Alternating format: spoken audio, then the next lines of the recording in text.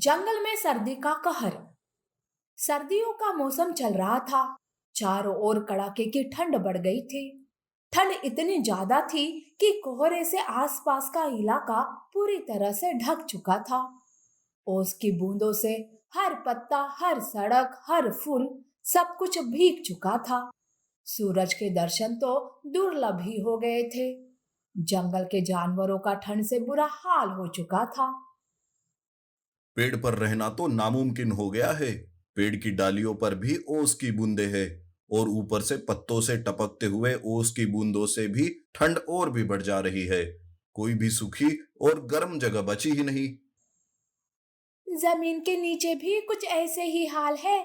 जमीन के नीचे रहना मानो ऐसे लग रहा है कि तुम किसी बर्फीली जगह पर रह रहे हो। और मोटे मुलायम बाल भी मुझे इस ठंड से बचा नहीं पा रहे हैं। एक जगह है जो अभी भी सूखी, गर्म और आरामदेह है, पर वहां जाना काफी मुश्किल है। तुम किस जगह की बात कर रहे हो भाई? जरा खुलकर बताओ। सियार उन्हें शेर की गुफा के बारे में बताता है, जो अंदर से काफी बड़ी, गर्म, सूखी और आरामदेह थी। पर उसके अंदर जाने के लिए शेर की इजाजत मिलना बड़ा ही कठिन काम था। पर इस जानलेवा ठंड से बचने के लिए उनके पास वही एक रास्ता था। इसीलिए उन्होंने मिलकर ये तय किया कि वो सब शेर के पास जाएंगे और उसे अपने गुफा में रहने देने की इजाजत मांगेंगे। सब एक साथ शेर की गुफा की ओर चले गए।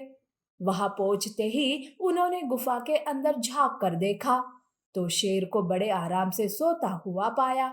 तब बंदर कहता है, ये देखो, यहाँ ये मस्त आराम से सो रहे हैं और वहां बाहर हमारी ठंड से जान जा रही है। क्या इन्हें नींद से जगाना सही नहीं रहेगा? अगर जागते ही ये हमें खा गए तो सबसे पहले ये मुझे ही पकड़ लेंगे। तुम सही कह रहे हो। तुम एक काम करो, थोड़ी देर के लिए गुफा से बाहर चले जाओ। हम तीनों उनसे बात करके तुम्हें भी आवाज लगाते हैं। खरगोश बेचारा डरते डरते गुफा के बाहर जाकर खड़ा हो गया और वहीं से इनकी बातें सुनने लगा। चीता ने बड़ी हिम्मत करके शेर को नींद से जगाया। शेर जागते ही जोर से दहाड़ मारने लगा। उसको जगाने के लिए वो इन तीनों पर बहुत गुस्सा करने लगा। तब सियार कहता है, माफ कर दीजिए महाराज, हम तो बस आपकी मदद मांगने आए हैं। आपको तकलीफ देने का हमारा कोई इरादा नहीं था। कृपा करके एक बार हमारी बात सुन लीजिए। सियार की बात सुन शेर शांत हो गया और उनसे उनके यहाँ आने का कारण पूछा।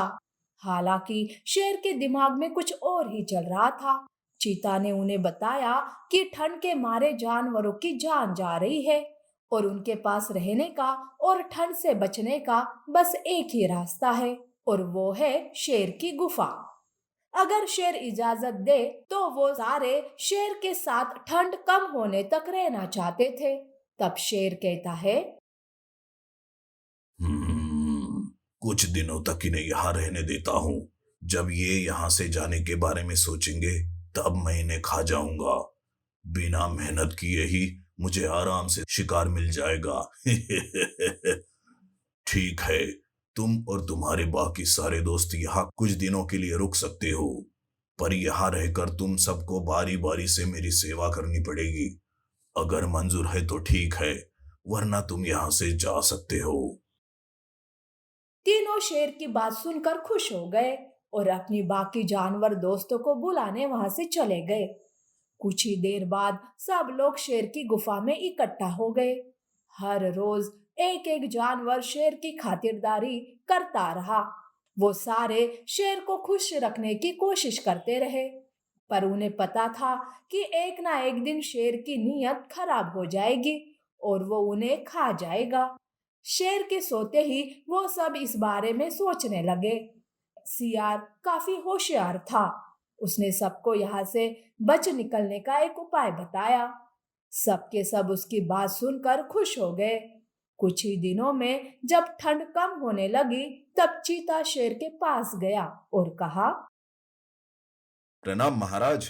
आपकी इस दरिया दिली के लिए हम सब जानवर आपका शुक्रिया अदा करना चाहते हैं।